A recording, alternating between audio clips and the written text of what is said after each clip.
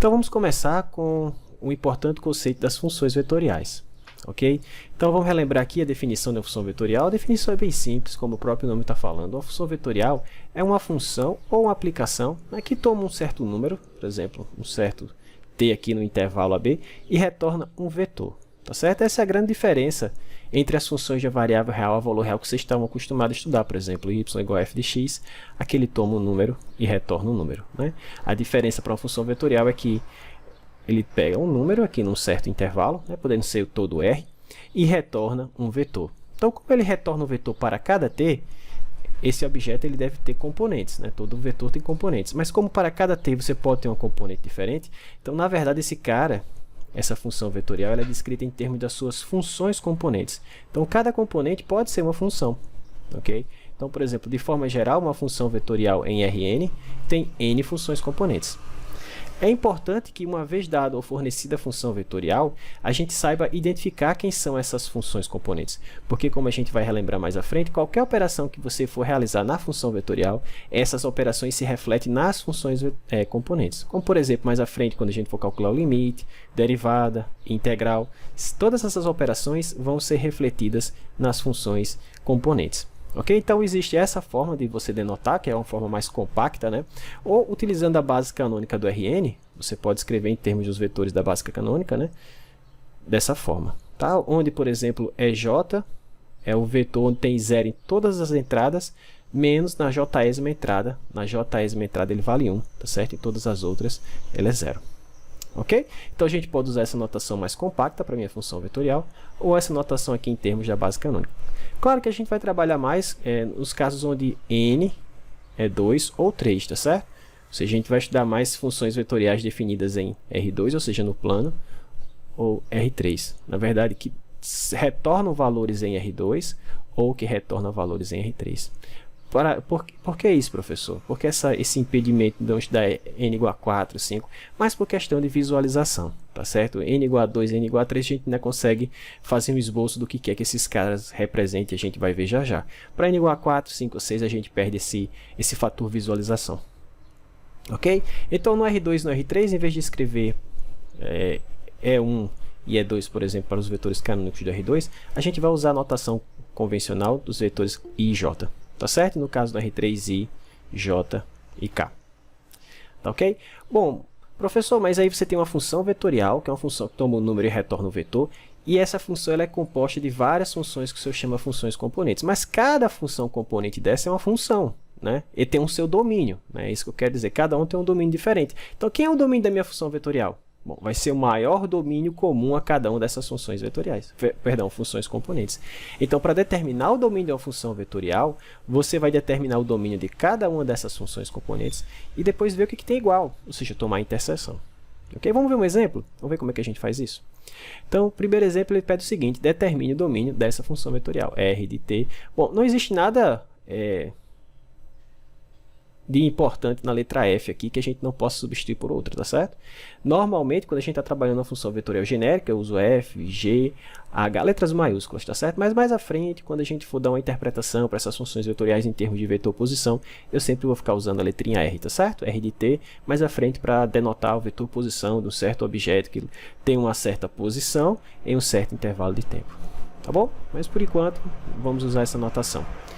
Ok, então ele dá essa função vetorial, r de t igual a t menos 2 sobre t mais 1 na direção i, seno de t na direção j e ln de 9 menos t ao quadrado na direção k, e pede que você determine o domínio dessa função vetorial. Então, o que é que eu tenho que fazer? Primeiro, reconhecer quem são as funções componentes. Então, está aqui a minha primeira função componente, se você quiser chamar f1 ou r1, né, fica à vontade, mas vou manter a notação anterior, f1, chama esse carinha aqui de f2, se você chamar esse outro carinha aqui de f3, então está aqui as nossas três funções componentes que compõem essa função vetorial.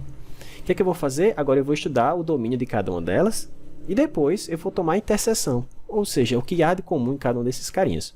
Ok? Então vamos lá. Então observe o seguinte. Então, a primeira função vetorial é f1. Perdão, a primeira função componente é t menos 2 sobre t mais 2. Tem algum valor de t que eu não possa colocar aqui? Professor, sim, certamente aquele que zera o denominador. né? Então, o domínio dessa minha função f1 são todos os números reais, né? Excluindo o t igual a menos 2. Porque se t for menos 2, você vai ter divisão por zero. Ok? Então, eu posso dizer que são todos os reais menos o número menos 2. Tranquilo? Bom, que é a minha segunda função componente? A minha segunda função componente é a função seno. Né? Não está dando para ver, mas se eu subir mais um pouquinho, vocês percebem, está aqui, ó, seno de t. Então, o domínio da função seno está definido para todo argumento. Não? Então, o domínio da minha segunda função componente, todos os reais. E, por fim, a minha terceira função componente é a função ln de, vamos ver aqui em cima, 9 menos t ao quadrado, 9 menos t2. Então, o que a gente tem que fazer é determinar o domínio dessa função. Perceba que a função log só está definida se o seu argumento for positivo. Não é? Então, ou seja, 9 menos t ao quadrado tem que ser maior que 0, ou ainda, t ao quadrado tem que ser menor que 9. Se você extrair a raiz quadrada dos dois lados, você vai ficar com o valor absoluto de t menor que 3. Relembre, raiz quadrada de t ao quadrado não é t, é valor absoluto de t. Ok? Mas dizer que t em módulo é menor que 3 é a mesma coisa que dizer que t pertence ao intervalo aberto menos 3, 3, não é assim? Portanto, o domínio dessa minha terceira função componente é esse intervalo, menos 3, 3. Então, professor, que é o domínio da minha função vetorial? Tem vários domínios aí. Tem todos os reais, tem os reais e menos número 2 e tem o intervalo em menos 3, 3. Bom, a gente pode fazer isso graficamente. Vamos representar graficamente? Coloquei aqui 1, 2 e 3, mas deixa eu colocar assim. O domínio da primeira função vetorial.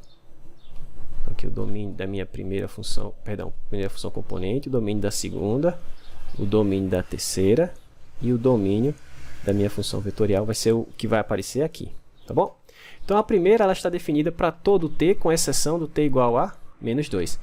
Então, vou fazer o seguinte, só para me orientar, digamos que isso aqui seja t igual a 0, tá certo? Digamos que o 0 esteja nessa linha que eu acabei de marcar. Então, menos 2 está por aqui. Então, ela não está definida em menos 2, então vou deixar uma bolinha aberta aqui para o menos 2, tá? Então, está definido para todo t diferente de menos 2. Então, toda essa reta, né, excluindo o menos 2. Bom, a segunda função é o seno. A gente viu que o seno está definido para todos os reais. Então, é tudo. A terceira função, ela está definida apenas no intervalo aberto menos 3, 3. Então, se esse carinha aqui é menos 2, aqui vai ser menos 3, né? E de forma simétrica, aqui é o 3. Então, essa só está definida para ter esses valores aqui, nesse intervalo, né?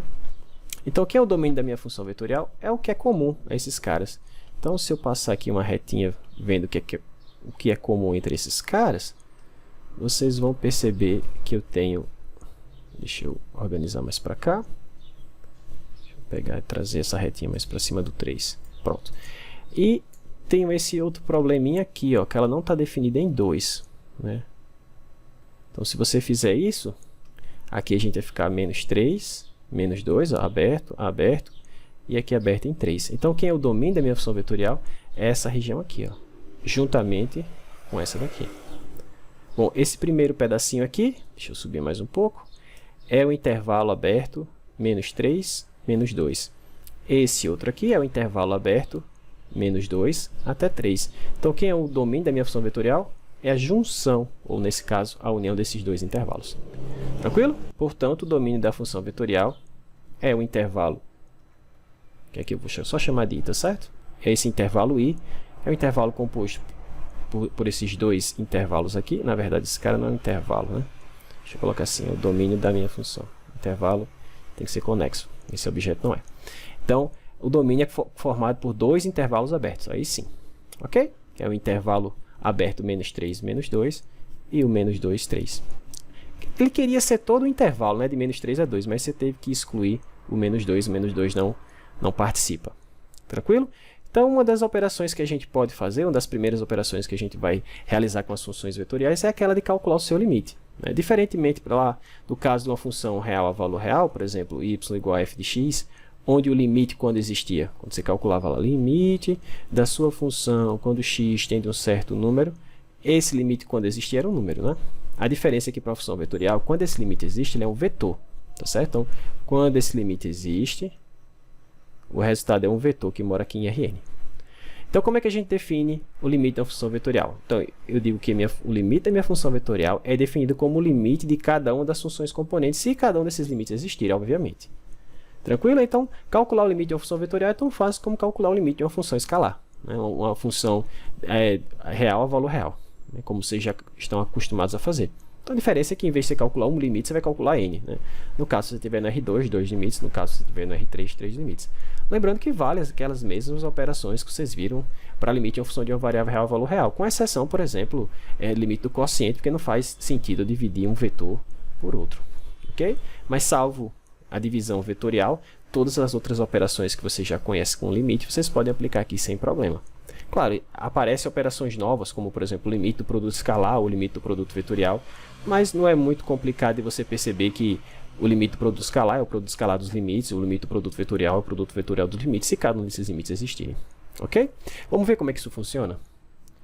Então, exemplo 2, determine o limite aqui da minha função r de t quando t tende a zero, onde a minha função vetorial é dada dessa forma. Ok? Então vamos lá. Então note o seguinte. Perceba, calcular o limite da função vetorial é calcular o limite de cada uma das suas funções componentes. Então a primeira coisa é identificar as funções componentes. Então aqui a primeira função componente, está aqui a segunda função componente, está aqui a terceira função componente. Então a primeira função componente, f1, é 1 mais t3. Portanto, se eu quiser calcular o limite dessa função vetorial quando t tende a zero, eu tenho que fazer a mesma coisa quando t tende a zero para essa e para essa. Tá? Eu faço separadamente, depois junto esse resultado, tá bom? Se cada um desses limites existirem. Então vai ficar assim, ó, limite de f1 de t quando t tende a zero é igual a limite de 1 mais t ao cubo quando t tende a zero. Bom, aqui é um polinômio, né? Polinômios são funções contínuas, né? E aí vocês sabem que o limite de uma função vetorial, o limite de uma função contínua é o valor da função naquele ponto. Trocando em miúdos, você pode substituir t igual a zero aqui sem nenhum problema, e isso aqui vai ficar 1. Ok? Bom, vamos lá agora para a próxima. A segunda função componente é a função t vezes e elevado a menos t. Vamos ver aqui em cima. Exatamente, t vezes e elevado a menos t. Dessa forma, o limite de f2 de t quando t tende a zero vai ser o limite de t vezes e elevado a menos t quando t tende a zero. Bom, aqui é a mesma coisa que uma função contínua, você pode substituir t igual a zero aqui, t igual a zero aqui, sem problema nenhum. E elevado a zero é 1 vezes 0, 0. Ok? Por fim, a nossa terceira função componente é a função seno de t sobre t. Então, como é que eu calculo o limite dessa função? Bom, bem simples, né? Então, o limite da nossa terceira função componente, quando t tende a zero, isso é um limite conhecido, né? Seno de t sobre t, limite trigonométrico fundamental. Quem não consegue perceber que esse limite é 1, né? Basta aplicar L'Hopital, porque aqui você tem uma indeterminação, você fica 0 sobre 0, né? Então, se você aplicar L'Hopital, o que você vai ter? Bom, você vai reaplicar o limite em que expressão? Você deriva a primeira, né? Deriva de cima, na verdade. Não é derivado do quociente, é derivado de cima, derivado seno, cosseno, dividido pela derivada de baixo, que é 1. E aí, quando você reaplicar, cosseno de 0 é 1, dividido por 1, 1. Então, moral da história, logo, o limite da minha função vetorial existe e é o vetor 1, 0, 1. Então, limite da minha função vetorial quando t tende a 0 deu o vetor 1, 0, 1. É um vetor lá no R3. Ok? Então, essa é a grande diferença entre limite de funções escalares, ou limite de uma função de uma variável real ou valor real, que vocês estudaram em cálculo 1, para o limite de uma função vetorial. Bom, com a noção de limite, eu posso, então, definir a noção de continuidade, né? Bom, está aqui o resultado. Aqui algumas propriedades do limite, como eu tinha falado anteriormente, né? Se você tem uma função escalar que vai a ser, uma função de uma variável real, valor real que vai a ser, uma função vetorial que vai para o vetor L, uma função vetorial que vai para um vetor M, então o limite do produto é o produto dos limites, limite da soma é a soma dos limites, limite do produto escalar é o produto escalar dos limites, e o limite do produto vetorial dos limites, o limite do produto vetorial das funções é o produto vetorial dos limites na ordem em que eles aparecem, ok? Aqui a ordem pouco importa, tanto faz f escalar g ou g escalar f, mas aqui o produto vetorial, a ordem importa, tá certo? Porque ele é anticomutativo. Lembra, L vetor M é igual a menos M vetor L, então cuidado com a ordem da operação, ok? Então vocês podem utilizar essas propriedades sem problema nenhum, que decorrem das propriedades para funções de uma variável real valor real. Facilmente você consegue provar cada uma delas, porque o limite da função vetorial é definido em termos das funções componentes. E as funções componentes são funções lá de cálculo 1, onde vocês sabem que aquelas propriedades são válidas, né? O limite da soma, do produto, do quociente, né? Então você pode utilizar aquelas propriedades para provar rapidamente cada uma dessas. Bom, como eu falei, a próxima operação que a gente pode, ou propriedade que a gente pode estudar na função vetorial é se ela é contínua ou não. E a continuidade, para definir continuidade, a gente precisa da definição ou do critério do limite. Então eu digo que minha função vetorial ela é contínua em t igual a a, se o limite dela, à medida que eu me aproximo de a, é o próprio valor da função em a.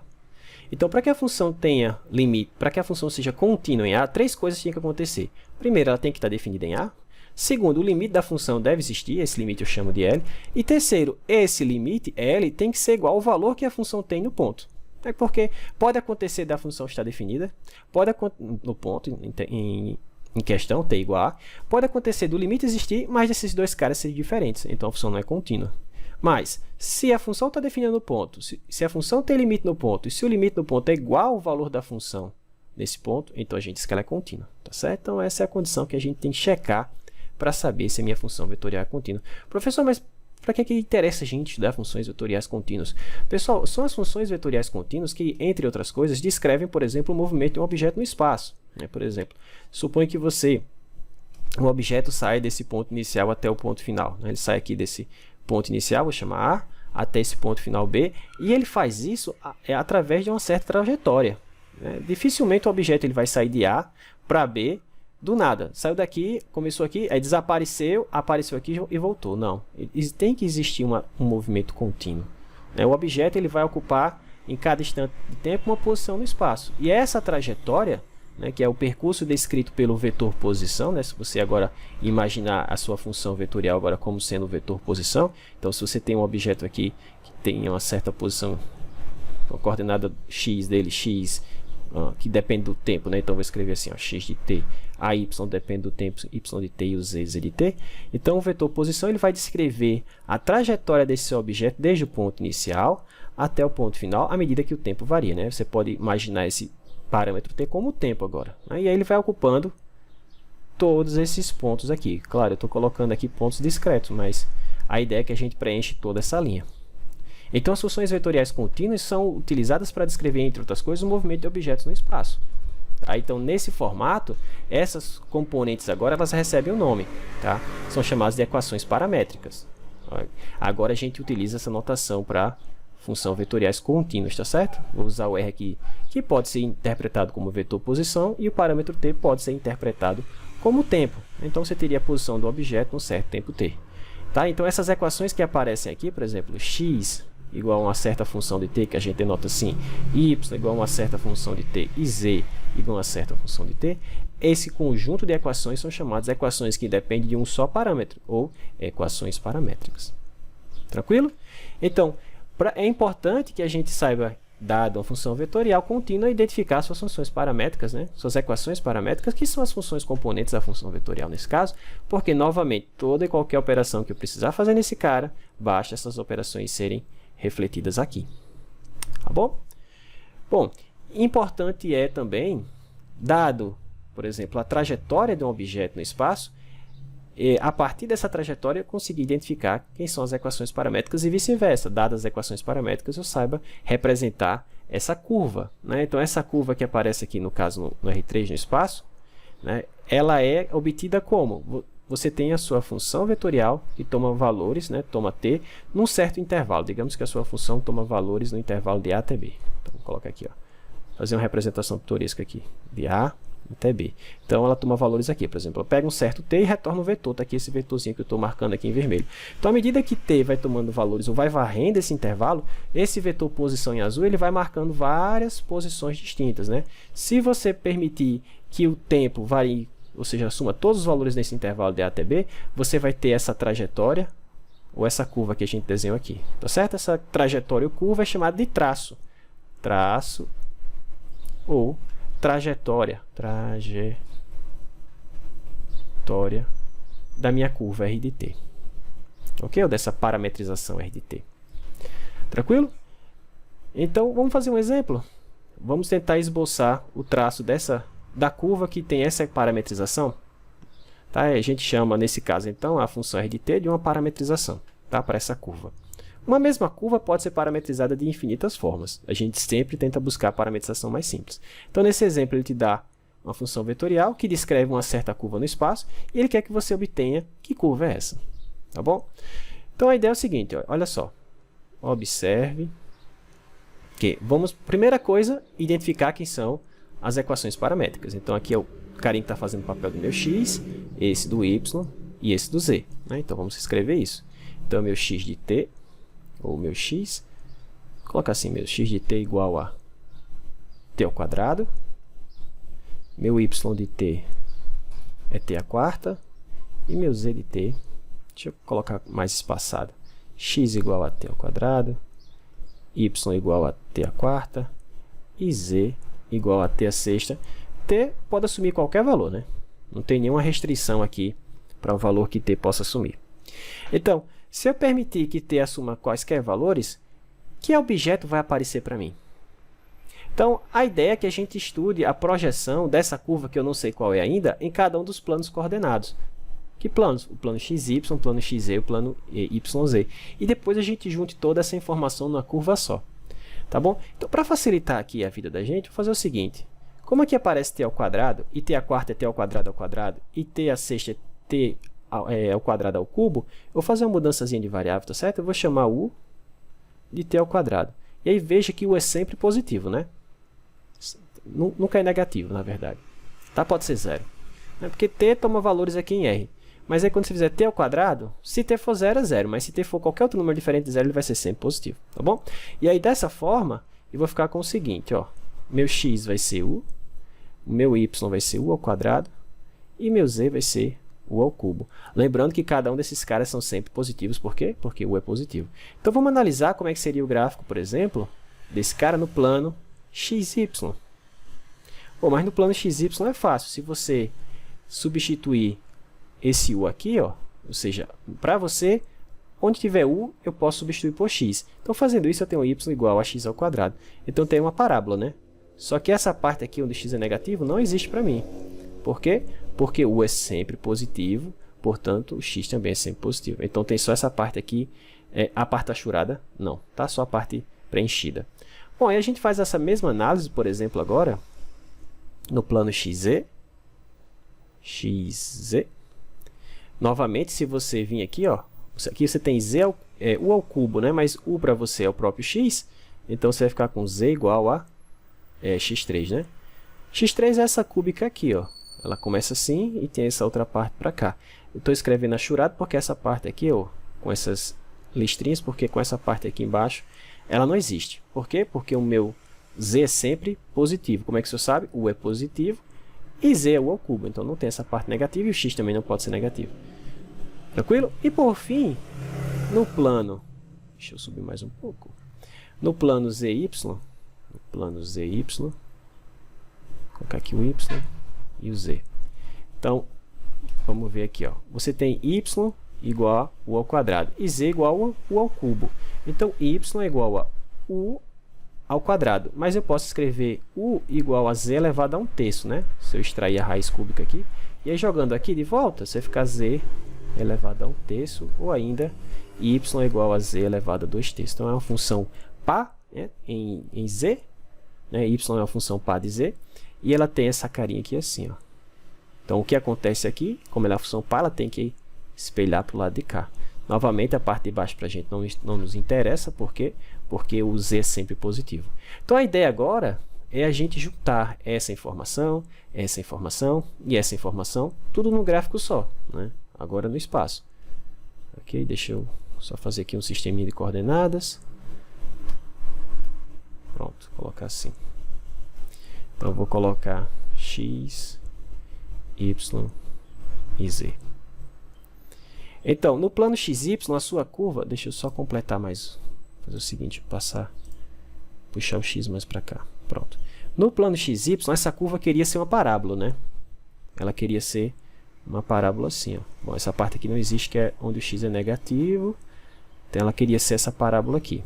né? Se você olhando de cima essa figura, né? Você estaria vendo essa parábola, né? Você olhando aqui de cima. Se você estivesse olhando aqui de lado, o que é que você veria?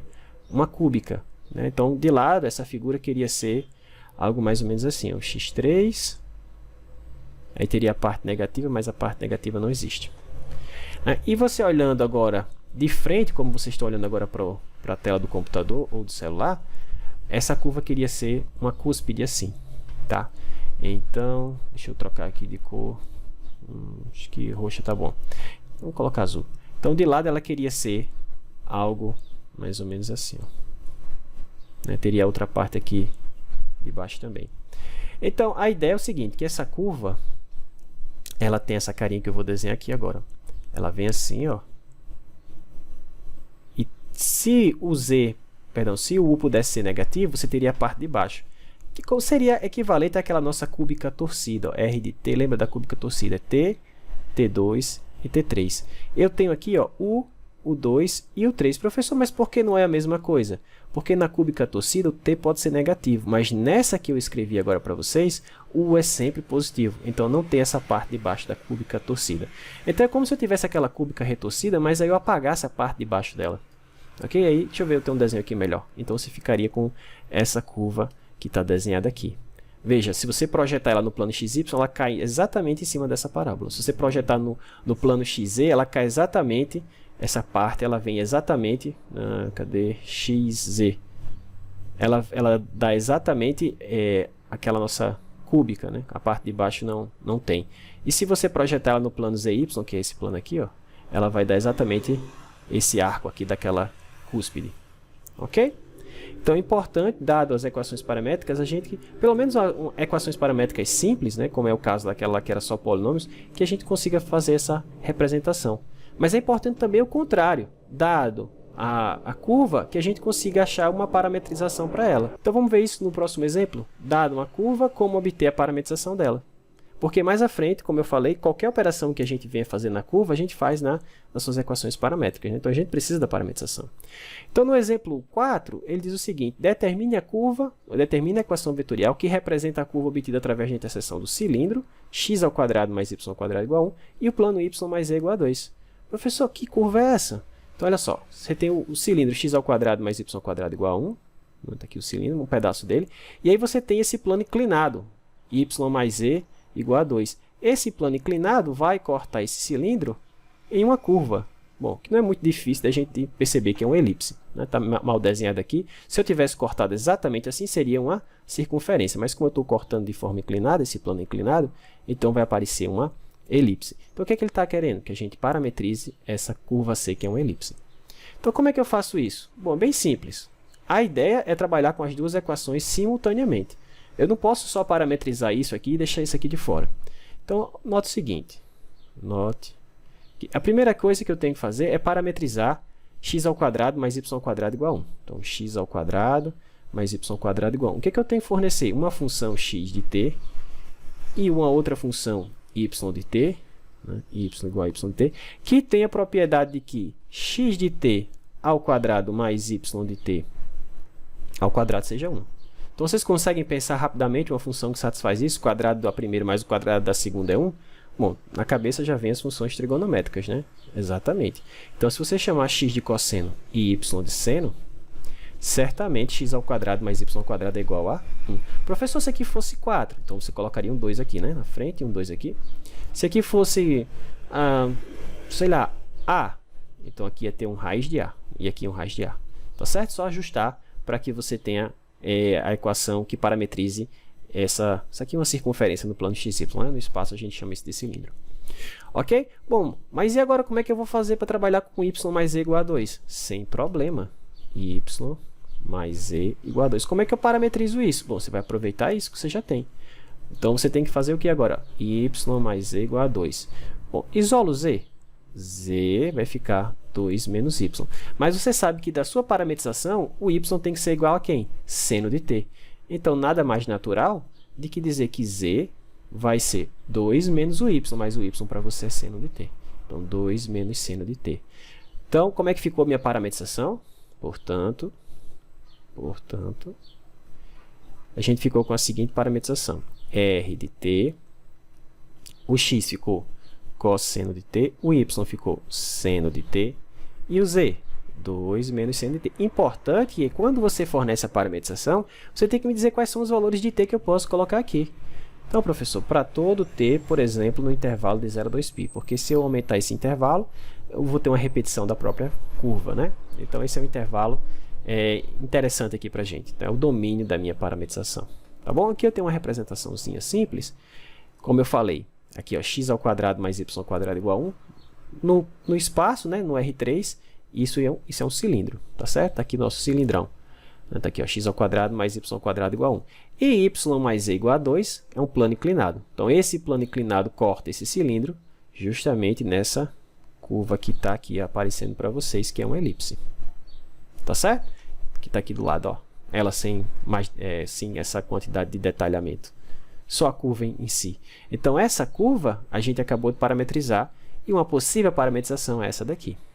Tá bom? Então, isso quer dizer que se eu representar isso aqui, se eu pegar essa função vetorial e jogar num pacote gráfico, num software computacional que esboce curvas, ela vai desenhar exatamente isso aqui para a gente. Certo? Ou seja, o vetor posição, à medida que t toma valores no intervalo de 0 a 2π, ele vai desenhando cada um desses pontinhos que eu estou marcando, né? E se você tiver bastante paciência, você consegue preencher toda a curva. Tranquilo? Então, mais uma operação que a gente pode fazer com a função vetorial. Bom, se a gente tem a operação de limite, é a derivada, que é um tipo especial de limite, né? Então, lembra lá em cálculo 1, a derivada de uma função, ela tem uma interpretação geométrica de coeficiente angular da reta tangente. Aqui, a derivada já é o vetor tangente, né? Veja, a derivada é um limite. A gente sabe que o limite é uma função vetorial, um vetor ou uma função vetorial. Então, o resultado dessa operação já é o objeto tangente que você quer.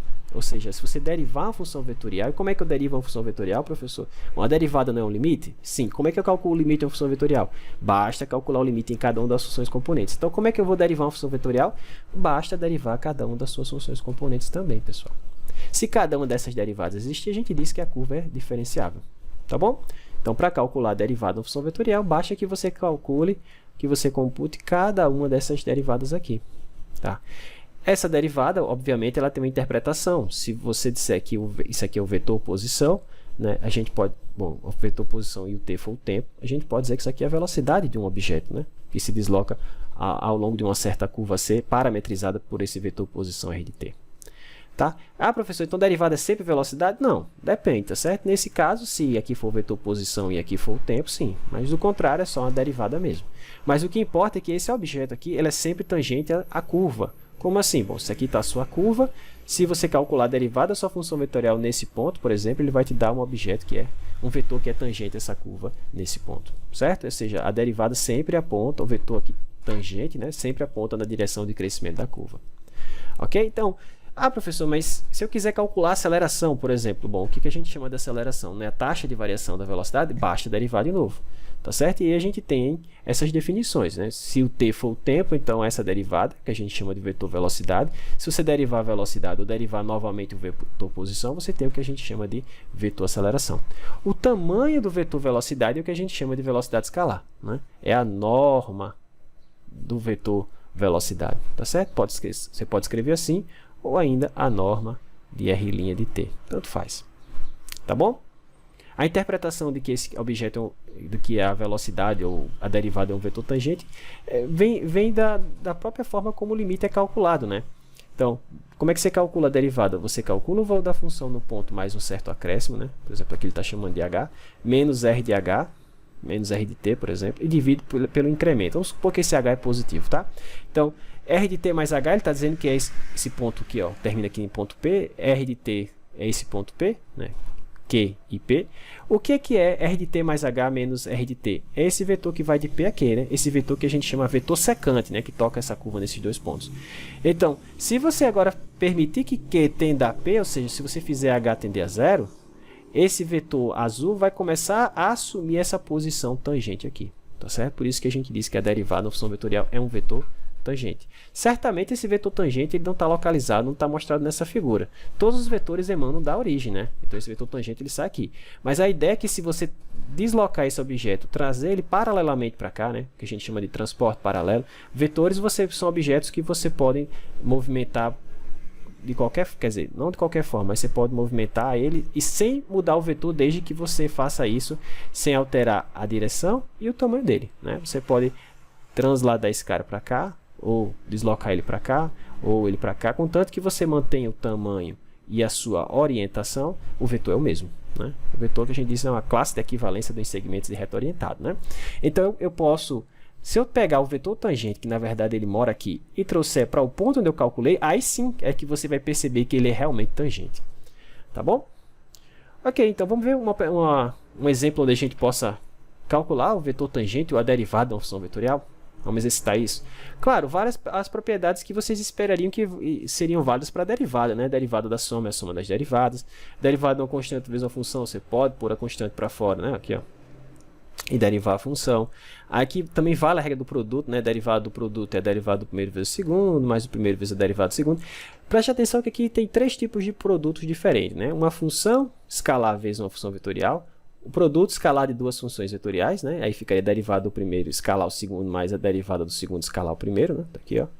E a derivada do produto vetorial se você tem funções vetoriais no R3. Então fica a derivada do primeiro vetorial segundo, mais o primeiro vetorial derivado segundo. E essa ordem aqui com que esses fatores aparecem aqui é importantíssimo, porque o produto vetorial não é comutativo. Já que para o produto escalar, tanto faz U' vetor, U' escalar V ou V escalar U', tanto faz, tá certo? E temos também a regra da cadeia, né? A composta, né? Você tem uma função composta de outra derivada externa vezes a derivada interna.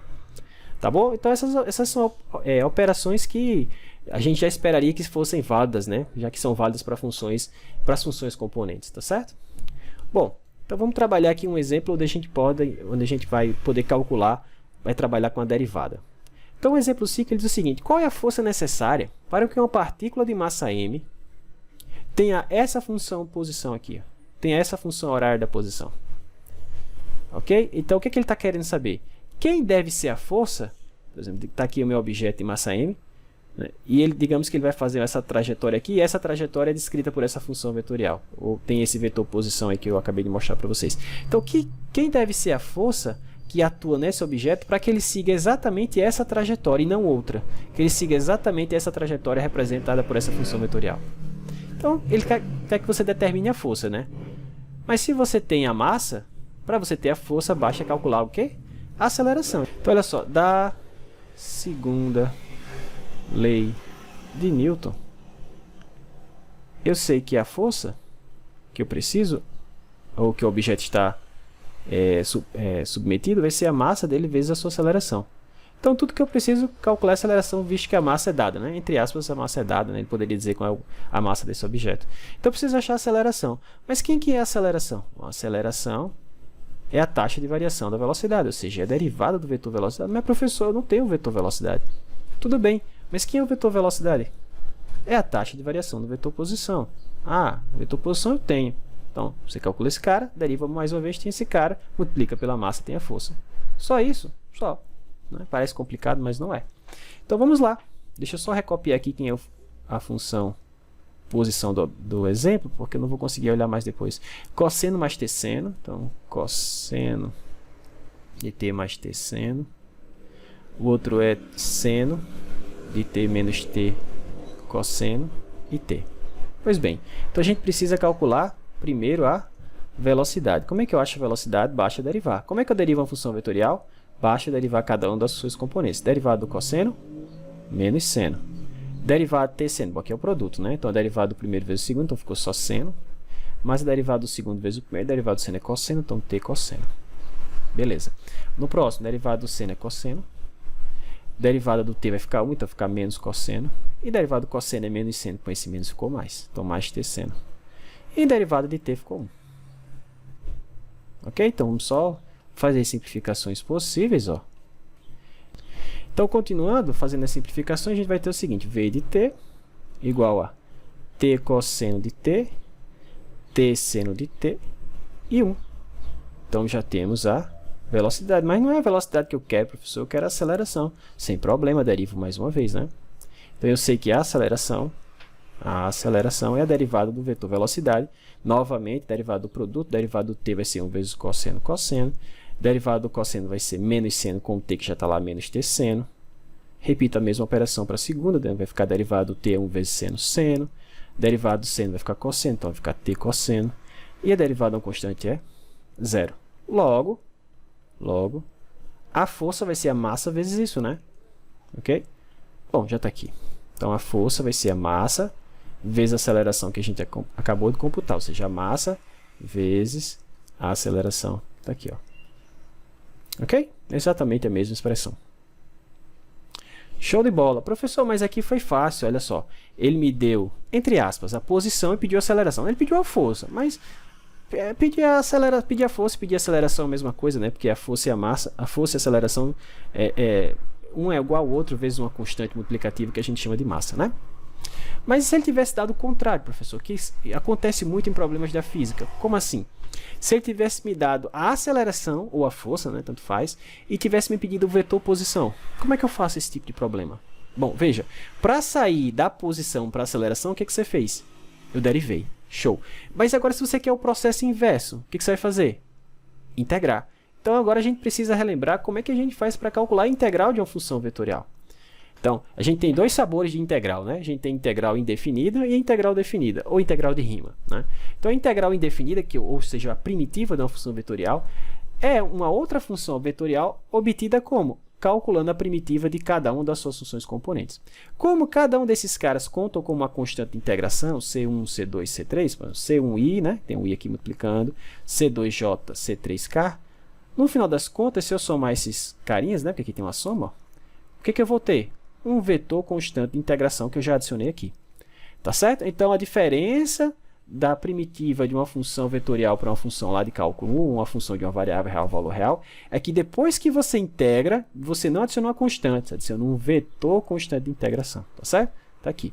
Então, como é que eu calculo a integral de uma função vetorial? Basta eu calcular, ou a primitiva, né? Basta eu calcular a primitiva de cada uma das funções componentes e depois adicionar uma constante, um vetor constante de integração. Claro, se você quer a integral definida, que é a integral de Riemann, cada um desses carinhos aqui são números, né? E aí no final o que você tem é um número mesmo. Então a integral de Riemann não é um número? Sim. Então a integral de Riemann de uma função vetorial é um vetor. Por quê? Porque cada componente aqui vai dar um número. Tá certo? Se esse cara aqui der, sei lá, alfa 1, esse outro alfa 2 e o outro alfa 3, o resultado é um vetor lá em R3. Tá certo? Então a ideia é a mesma. Quer calcular a integral de Riemann de uma função vetorial, basta calcular a integral de Riemann de cada uma das suas componentes. Quer achar a primitiva de uma função vetorial, basta determinar a primitiva de cada uma das suas componentes e não se esqueça, adicionar a constante de integração. Tá bom? O processo é esse. Bom, então agora a gente já tem como resolver ou, né, dar uma resposta satisfatória àquele problema que eu falei. Se você tem aceleração, como é que você acha o vetor posição? Né? Então, que é o que ele pede aqui nesse exemplo 6. Ele diz o seguinte: um objeto de massa m se move sob a ação de uma força que gera essa aceleração aqui, ó, 0 na direção i, 0 na j e menos g na k. Onde g é a aceleração da gravidade para a gente, tá certo? Aqui eu vou simplificar, deixar 10 metros por segundo ao quadrado. Então, sabendo que inicialmente o seu objeto ele faz uma certa trajetória aqui no espaço, certo? Quando t era 0, ou seja, no tempo inicial, ele estava exatamente nessa posição A, que ele diz para você que é o vetor 0020, ou seja, você está a 20, por exemplo, metros de altura acima do solo, tá certo? Se você chamar o solo aqui do plano XY, ele está aqui em z igual a 20. E ele saiu com essa velocidade, 1, ou seja, saiu na direção desse vetor aqui, ó. Né? Digamos que esse vetor que eu acabei de desenhar aqui seja o vetor 1, 1 e 1 aqui, ó. Então ele saiu, inicialmente ele se encontrava nessa posição e ele começou sua trajetória na direção desse vetor, tá? E aí ele pergunta a você: determine a posição desse objeto para um tempo t qualquer. E depois determine em que posição ele vai estar passado 2 segundos. Tá certo? Ou seja, calcule a posição quando t for 2 segundos. Então, o que é que eu preciso? É do r de t. Eu preciso da função vetorial, preciso do vetor posição, né, como função do tempo. Como é que a gente vai fazer isso? Da seguinte forma, olha só. Observe o seguinte. Bom, eu quero achar o vetor posição, mas o que foi que ele me deu? Ele me deu a aceleração. Ele disse que a de t é 0, 0 e menos g, ou seja, menos 10, tá certo? Bom, mas se eu tenho aceleração, como é que eu acho a posição, professor? Bom, o que é aceleração, pessoal? A aceleração é a derivada, a taxa de variação do vetor velocidade. Não é assim? Isso. Então, se a aceleração é a derivada da velocidade, isso quer dizer que a velocidade é o quê? É a integral da aceleração. Vocês concordam? A primitiva dela, né? Claro, mais um vetor constante de integração. Então, se eu fizer isso, eu tenho a velocidade, mas o professor ele não quer a velocidade, ele quer a posição. Vamos por partes. Então, olha só. Então, isso quer dizer o seguinte, que o vetor velocidade vai ser a integral dessa coisa, né? 0, 0, menos 10 dt, mais uma constante de integração. Como é que eu integro uma função vetorial? Ou como é que eu acho a primitiva da função vetorial? Basta eu calcular a primitiva de cada uma das funções componentes. Quem é a primitiva de 0? Bom, 0. Quem é a primitiva do outro 0? 0 de novo. Quem é a primitiva de menos 10? Menos 10t, professor. Exato. Mais essa constante de integração. Ou esse vetor constante de integração. Professor, não tem como achar esse vetor, não. Ele vai ficar assim, minha resposta em termos de SC. Pessoal, a gente consegue determinar porque foi dado essa condição aqui, ó, que a gente chama de condição inicial. Condição inicial. Quando vocês ouvirem esse nome inicial, normalmente o tempo t é t igual a 0. Né? Ele diz o seguinte, que a velocidade quando t for 0 é exatamente 1 em 1. Mas você não tem agora o vetor velocidade? Tenho, está aqui. Ó. O vetor velocidade para mim, para um tempo t qualquer, se escreve assim, ó, 0, 0, menos 10t, mais esse c. Bom, mas ele não te falou quanto é que é v em t igual a 0? Sim, então calcula isso. Então, v em t igual a 0. Então, se eu substituir t igual a 0 aqui, eu tenho que substituir t igual a 0 onde tiver t na equação. Então, ficou 0, 0, menos 10 vezes 0, 0, mais c. Mas ele falou que v de 0 é o vetor 1, 1 e 1. Bom, 0 mais qualquer coisa é a própria coisa. E daí você ganha que c, que é a velocidade inicial, né, a velocidade com que ele saiu, é 1, 1 e 1. Ah, então com isso eu determinei c? Exatamente. E aí você ficou com o seguinte, v de t igual a 0, 0 menos 10t, mais esse c que você achou agora, 1, 1 e 1. Ou se você organizar um pouquinho mais, 1, 1 e 1 menos 10t. Ah, então agora eu tenho a velocidade para qualquer instante de tempo desse objeto? Verdade. Então, com a velocidade eu tenho como achar o vetor posição? Claro que tem. Como? Bom, o que é velocidade? Deixa eu colocar aqui. Note ainda que... O que é a velocidade? A velocidade, o vetor velocidade é a taxa de variação do vetor posição. Então, o vetor posição é a primitiva da velocidade. Não é isso? Então, mais uma constante de integração que eu vou chamar d. Então, se eu integrar esse carinha aqui, eu descubro o vetor posição. E com o vetor posição, depois substituo t por 2. E aí eu vou saber onde o objeto está passado 2 segundos. Tá bom? Só isso. Bom, então vai ficar o seguinte, ó, r de t vai ficar integral, ou a primitiva de... Quem é a minha função velocidade? 1, 1, 1 menos 10t dt, mais essa constante d. Quem é a primitiva de 1? T. Primitiva de 1? T. Primitiva de 1 de novo? T, professor. Primitiva de menos 10t? Menos 10t2 sobre 2, simplificando, 5t ao quadrado, né? Mais d. E agora, professor, esse d, como é que eu faço para determinar? Usa o fato de que você sabe que quando t for 0, então substituindo tiver t 0 aqui, já ficou 0, 0, 0, menos 0, vou deixar o 0, mais d. Eu sei que a posição inicial, que é o r de 0, é o vetor 0, 0, 20. Isso foi dado no problema, e ele tem que dar, você não tem como adivinhar. O vetor partiu desse ponto. Bom, com isso você ganha que d é 0, né? Porque d é esse vetor nulo, né? Somado mais d é o próprio. Então, logo, como é que ficou o vetor posição? O vetor posição ficou t menos 5t ao quadrado, mais 20, perdão, mais 0, 0, 20. Ou se você organizar um pouquinho mais, né? R de t, ficou, a primeira é t mesmo, a segunda é t, a terceira ficou assim, ó. Vou colocar assim, menos 5t ao quadrado, mais t, mais 20. Então, essa é a trajetória, ou essa é a função horária da trajetória descrita pelo objeto. Veja, no plano xy é uma reta, né? Porque aqui, ó, x igual a y, né? Então, se você estivesse olhando de cima, é como se no plano xy esse objeto andasse aqui, ó, ao longo dessa reta. Mas, por exemplo, no plano xz ou no plano yz, você tem uma parábola, tá certo? Então o movimento ele é parabólico. Ele parte aqui, por exemplo, digamos aqui é o plano x, y, ele parte assim uma certa altura, 20 metros do solo, né? Ele fala que é z igual a 20 ou 0,020, e aí ele vai descrever esse movimento parabólico e vai descendo, né? Até chegar aqui no plano xy, até chegar no chão, tá? E aí ele pergunta a você, onde é que o objeto vai estar em passado 2 segundos? Bom, você calcula o r de 2, isso vai dar 2 ao quadrado, 4 aqui, vezes o menos 5, menos 20, mais 2, mais 20. Então, esse aqui foi com esse. Então, ele vai estar no ponto 2, 2 e 2. Por exemplo, ele vai estar aqui, bem pertinho do solo já. 2, 2 e 2. Tem uma representação melhor aqui, ó. Ok? Então, ele vai descrever esse arco de parábola, né? Se você estivesse olhando aqui de cima, você ia ver essa reta que está aqui embaixo, né? Ele vai descrever esse arco parabólico.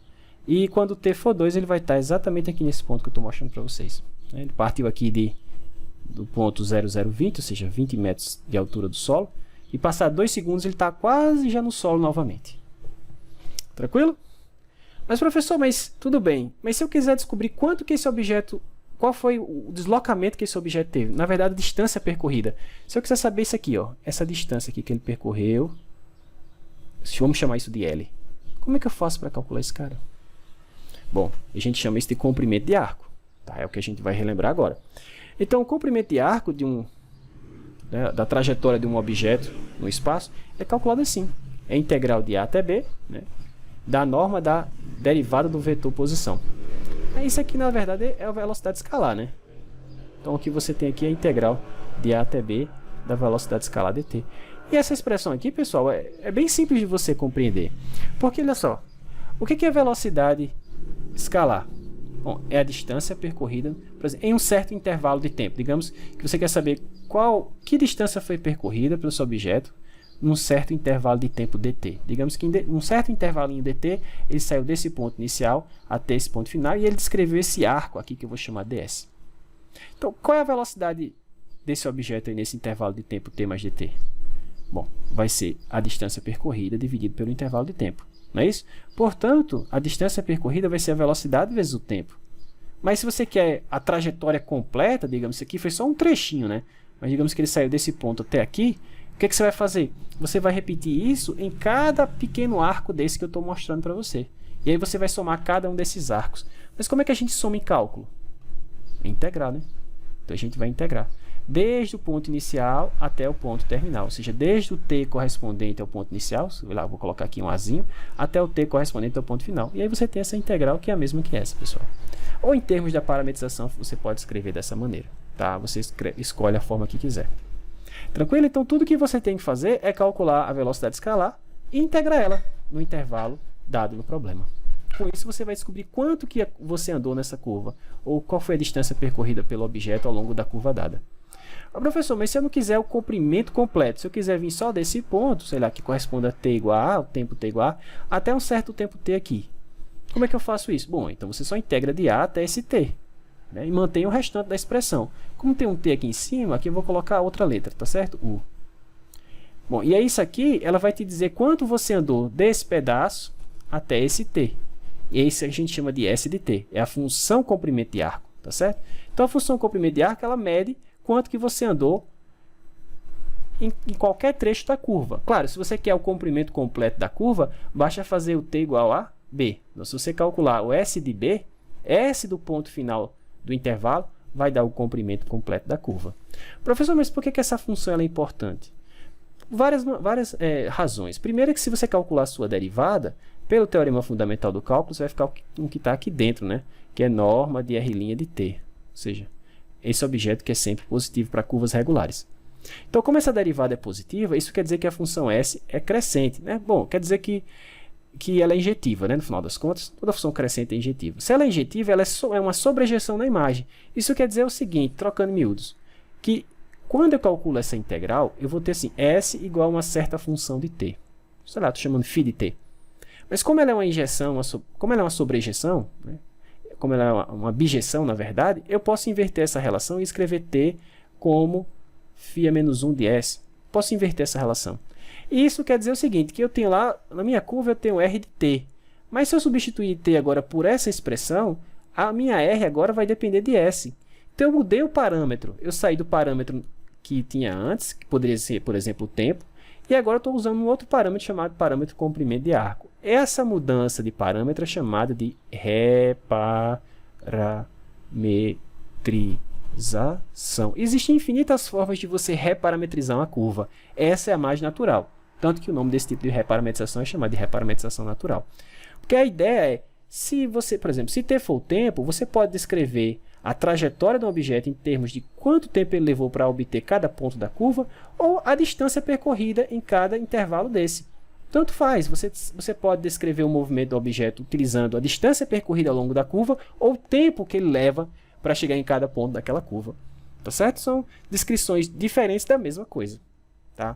E a gente vai fazer agora exemplos com isso. Ou seja, a gente vai aprender a reparametrizar a curva. Tá? Como eu falei, ó, como a derivada desse cara é a norma da derivada do vetor posição, que a gente chama de velocidade escalar, e como para curvas regulares isso aqui é sempre maior, bom, poderia ser maior ou igual a zero, mas para curvas regulares a gente tira o zero, tá certo? Porque senão a gente não consegue definir vetores tangentes, e a gente sempre quer que as curvas tenham vetores tangentes. Tá? Então, como isso aqui é sempre positivo, a curva ela é crescente, sendo crescente é injetiva, então ela é uma objeção na sua imagem. E aí, como ela é uma objeção, eu posso inverter e reparametrizar a curva utilizando o parâmetro comprimento de arco. Tá? É uma outra forma. É melhor, é pior, professor? Bom, em tese, você tem uma representação mais natural. As expressões para calcular depois, tipo curvatura, torção, são mais simples. Porém, em tese você sempre consegue fazer, mas quando você vai fazer, você precisa calcular uma integral, que é a integral que define a função comprimento de arco, né? Ela é a integral de A até t, né, da velocidade escalar, por exemplo. Mas dependendo do que for que você tem aqui no integrando, às vezes você não consegue calcular essa integral. Por quê? Porque a função pode não ter primitiva. E aí, em tese, você sempre pode fazer isso, mas você fica restrito pela classe de funções que tem primitiva. Tá? Então, se for possível, seria sempre bom a gente trabalhar com R como uma função do comprimento de arco. Como já falei, as expressões ficam mais simples. Mas existe esse empecilho. Tá bom? Mas vamos ver aqui um exemplo onde não tem esse empecilho. Então, exemplo 7. Determine a função comprimento de arco para essa curva aqui, ó. Curva dada através dessa parametrização. Então, ele quer o comprimento de arco no intervalo de 0 a 4. Em seguida, reparametriza a curva pelo parâmetro comprimento de arco. Então, o que é que ele está pedindo? Calcule L. O que é L? Integral de A até B, nesse caso de 0 até 4, da norma de R' de T dt. Então, para não ter que fazer isso e depois calcular S de T, que é a integral de A até um certo T de norma de R' de U du, basta calcular só esse. Porque o L, que é o comprimento de arco, nada mais é que, se você quiser calcular o L, é S de B, né, como eu já falei. Tá bom? Então, se eu tiver essa função, se eu substituir T por 4, eu vou ter o comprimento dela. Tá certo? Então, vamos calcular a função comprimento de arco. Como é que eu calculo a função comprimento de arco? Bom, primeiro eu preciso da velocidade escalar. Então, perceba o seguinte. Perceba que... Vamos lá. Está aqui a função, eu vou precisar derivá-la, né? Então, primeiro precisa da derivada, para depois tomar o tamanho da derivada, tá certo? A norma desse vetor. Então, a derivada de t, 1. A derivada de t elevado a 3 meios, cai o 3 meio ficar meio, né? Então, vai ficar 2 terços, já tinha raiz de 2, vezes 3 meios, vezes t elevado a meio. E outro derivado t ao quadrado, caiu 2, né? Então, vai ficar 2t sobre 2. Aqui a gente fez de propósito para que as coisas simplificassem o máximo possível. Então, ficamos com o seguinte. R' de t igual a 1. Raiz de 2 vezes t, lembrando que o t está fora da raiz. E t. Então, está aqui a derivada. Guarde isso aqui, que isso aqui vai ser muito importante para a gente mais à frente. Agora eu preciso do tamanho desse vetor. Tamanho desse vetor. A norma desse carinha. Bom, isso vai ser raiz quadrada da primeira componente ao quadrado, mas a segunda... Professor, aqui é meio, viu? Ó. Exato. Tá aqui, ó. Então, se eu levar esse cara ao quadrado, sai a raiz daqui e sai a raiz daqui, tá? Então, vai ficar 2t mais, vou ter só t ao quadrado. Note, a gente vai ter que integrar essa coisa. Mas, professor, integrar essa raiz aí vai dar um trabalho danado. Se você não percebeu que isso é 1 mais t ao quadrado, realmente isso vai dar muito trabalho, né? Então, você tem raiz quadrada de 1 mais t ao quadrado, que é um módulo de 1 mais t, né? Então, a velocidade escalar, que é a mesma coisa que a norma da derivada da função posição, né? Isso vai ficar raiz quadrada de 1 mais t ao quadrado. Cancela aqui.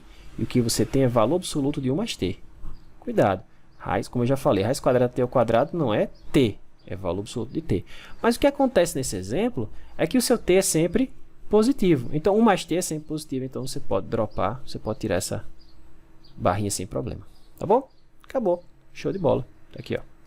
Então, eu tenho agora, posso calcular agora a minha função comprimento de arco. A função comprimento de arco vai ser integral desde o primeiro t da gente, t igual a 0, até um t genérico, tá certo? Então, de 0 a t de quem? Dessa coisinha. 1 mais... Não vou usar a letra t, porque eu já estou usando t aqui, tá certo? Então, 1 mais u. Ok? Só por isso que eu não estou usando. A curva de cavalheiros. Então, a primitiva de 1, u. Primitiva de u, u2 sobre 2. E aí você vai avaliar isso de 0 até t. Bom, quando for 0, 0 todo mundo. Quando for t, vai ficar t mais t2 sobre 2. Show de bola. Logo, a minha função comprimento de arco, S de t, é t mais t2 sobre 2. Professor, mas eu quero calcular o comprimento da curva. Beleza, basta você calcular o S no final do intervalo. S em 4. Isso vai ficar 4 mais 4 ao quadrado, 16 sobre 2. Perdão, assim. Ou seja, 8. 12 unidades de comprimento. Então, veja, quando você tem a função comprimento de arco, você tem tudo. Você já tem o comprimento completo da curva, por exemplo. Mas ele pede para a gente reparametrizar. Veja, a minha curva ela é R em função de t.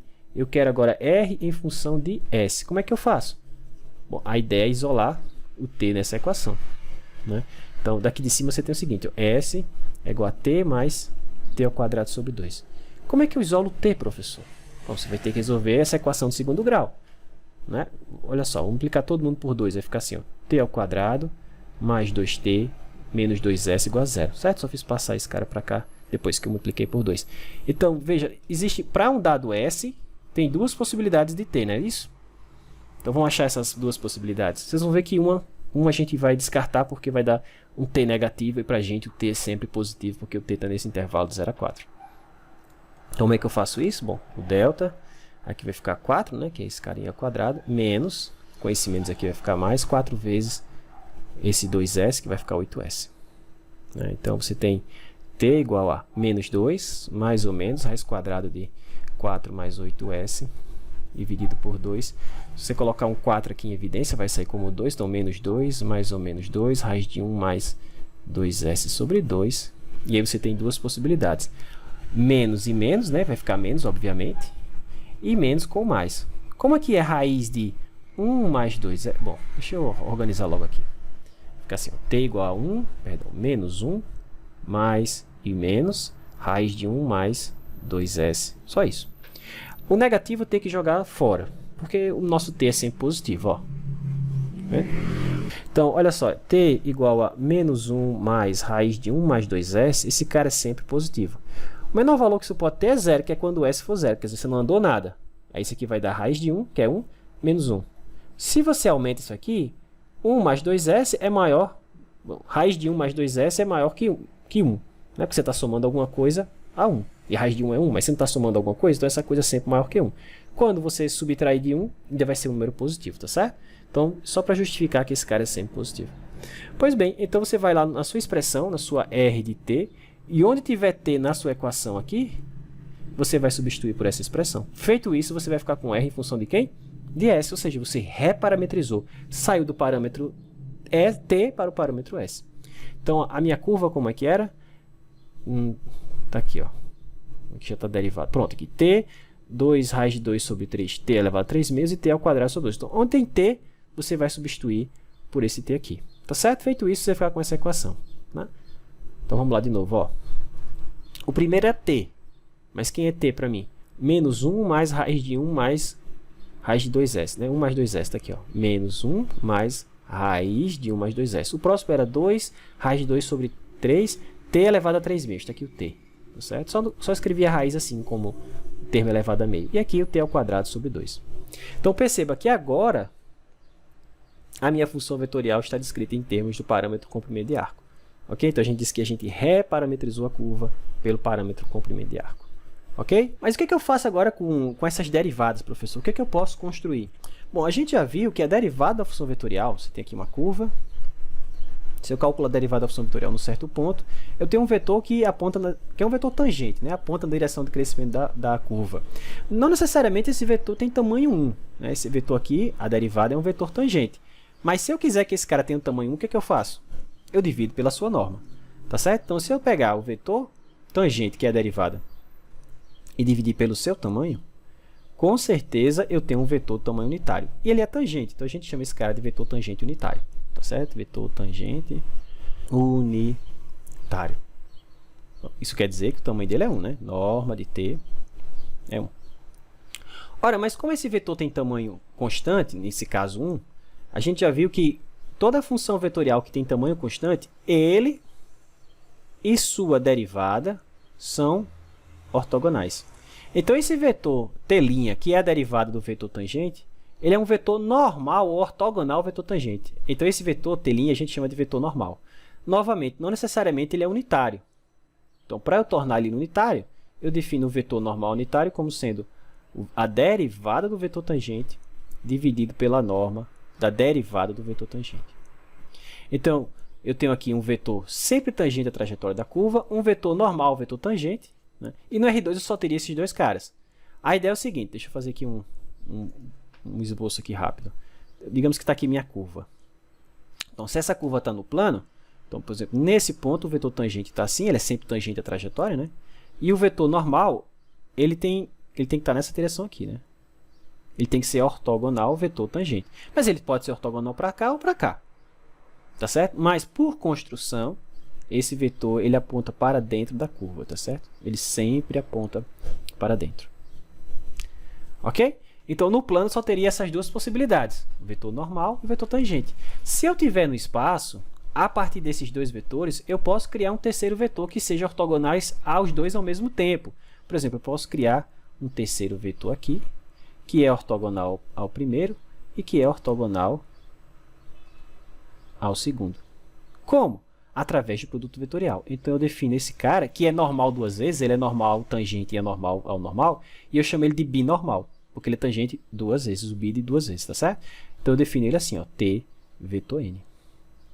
E aí, agora você tem um conjunto de vetores, ou seja, tem três vetores que são ortogonais entre si de tamanho 1, assim como o i, j, k, que formam o que a gente chama de a base canônica do R3, né? Então, esses carinhas formam a base canônica do R3. Isso quer dizer que qualquer vetor ou função vetorial no R3 pode ser escrito como combinação linear desses caras. Esses aqui também. Então, esse conjunto desses três vetores são chamados triêdro de Frenet. Tá aqui, ó. Esses três vetores são chamados triêdro de Frenet. O interessante é que a base IJK do R3 é uma base fixa. Ela é fixa aqui no sistema de coordenadas, IJK. Né? A sua curva está por aqui e ela está aqui, na origem, fixa na origem. Já esses vetores do triêdro de Frenet, não. Ele forma o que a gente chama de uma base móvel. Em qualquer ponto da curva, você tem uma base. Eu quero uma base nesse ponto, está aí ela. Eu quero uma base aqui, está aí.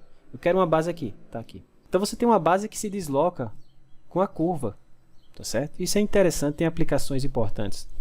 Tá certo? Depois a gente pode comentar algumas das aplicações do triêdro de Frenet. Ok? Tri de 3, né? Triêdro são esses três vetores. Então, como é que ficou a definição? Então, o vetor tangente, lembra? É a derivada da minha função vetorial.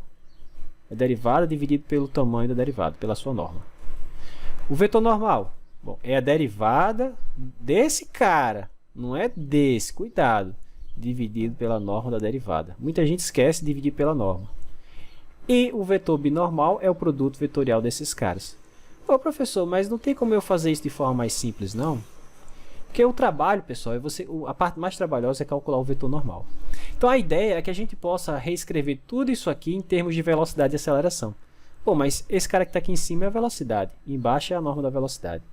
Então, não é muito difícil de você mostrar, eu já fiz isso com vocês, de que eu posso escrever o vetor binormal assim, ó, velocidade vetorial aceleração dividido pela norma de v vetor a. Então, veja, para calcular tanto o vetor binormal quanto o vetor normal, eu só preciso de velocidade e aceleração. E aí, como é que eu calculo o vetor tangente, o vetor normal agora, professor?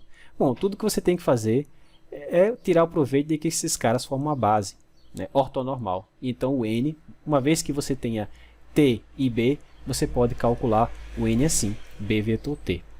Tá certo? E aí você fica com essas expressões aqui, ó, que eu já tinha mostrado para vocês anteriormente.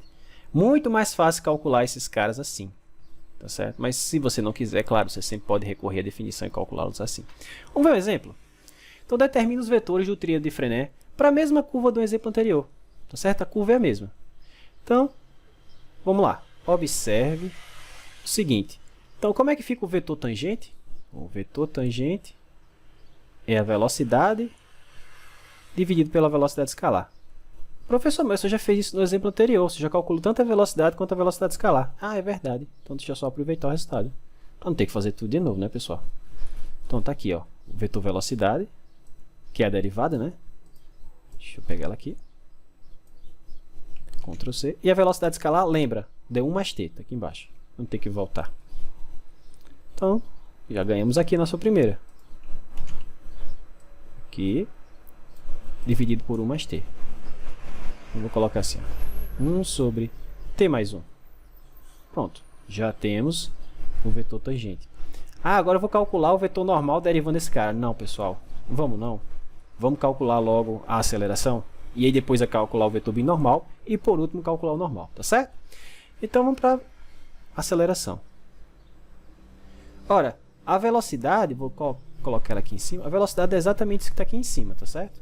É só a parte de cima. É 1 raiz de 2 que multiplica t a meio e t. Então a aceleração é a derivada desse cara. Então a derivada de 1 é 0. A derivada de raiz de 2 vezes t elevado a meio. Vai cair o meio, então vai ficar raiz de 2 sobre 2. Vai ficar t elevado a menos meio, né? Ou 1 sobre raiz de t. Vamos colocar assim, t é menos meio. E a derivada de t, 1. Pronto. Já tenho o vetor velocidade. Deixa eu marcar ele aqui, ó. E tenho o vetor aceleração. Como é que eu acho o vetor binormal? Eu faço v vetor a e divido pelo tamanho desse objeto. Então vamos lá, vamos computar v vetor a. Ok? Então, I, J, K, V está aqui 1, raiz de 2 t a meio. Então, 1, raiz de 2 t a meio e t.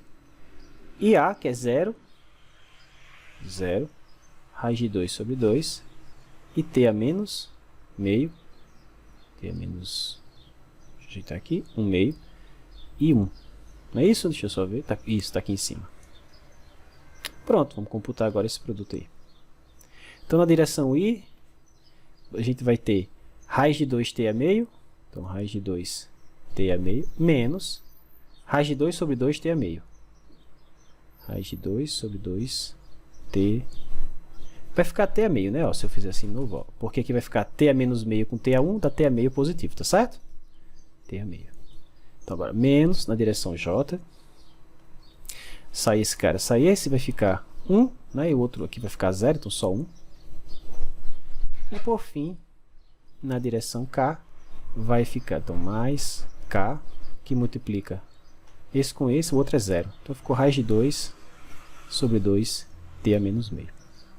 Ok? Então só organizar aqui embaixo. Portanto, v vetor a ficou. Aqui eu tenho um cara menos metade dele, então ficou metade. Então raiz de 2 sobre 2 t elevado a 1 meio. O outro ficou menos 1. E o outro ficou raiz de 2 sobre 2 t elevado a menos 1 meio.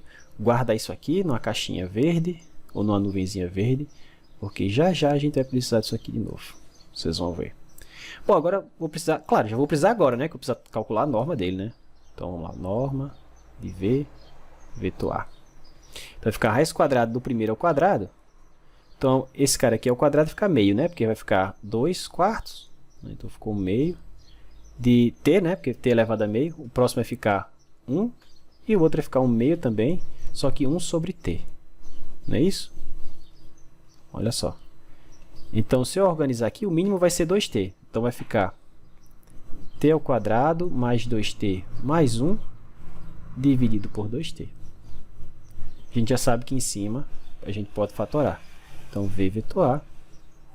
Em cima vai ficar raiz quadrada de t mais 1 ao quadrado, que vai ficar t mais 1 porque o t é positivo. E embaixo ficou raiz de 2t. Show de bola! Guarda aqui também que a gente vai precisar. E vamos precisar agora. Portanto, o vetor binormal vai ficar da seguinte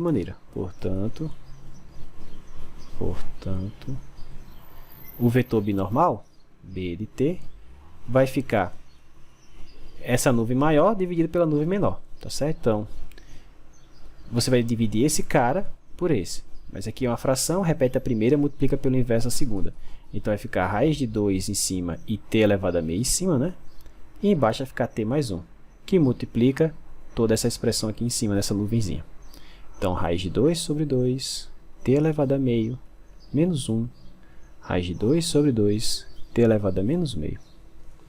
Ok? Então, olha só, dá um pouco de trabalho, mas a gente acerta. É mais, digamos assim, é mais fácil você acertar isso aqui do que o vetor normal, primeiro.